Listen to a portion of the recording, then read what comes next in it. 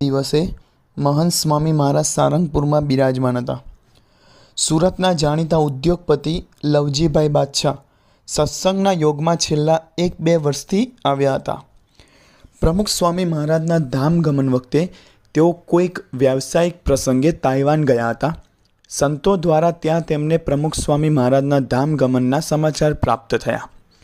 પોતાના અગત્યના તમામ કાર્યો છોડીને તેઓ પરત ભારત આવ્યા. મુંબઈની સીધી ફ્લાઇટ ન મળતા હૈદરાબાદ ઉતર્યા. ત્યાંથી મુંબઈ, પછી અમદાવાદ અને ત્યાંથી સીધા સારંગપુર આજે સવારે 5 વાગે પહોંચ્યા.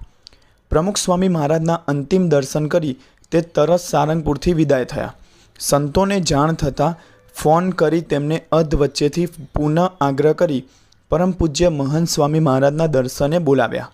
સ્વામી શ્રી શણગાર આરતી કરી નીચે ભંડકિયામાં પધાર્યા. ત્યાં જ તેમની મુલાકાત ગોઠવી.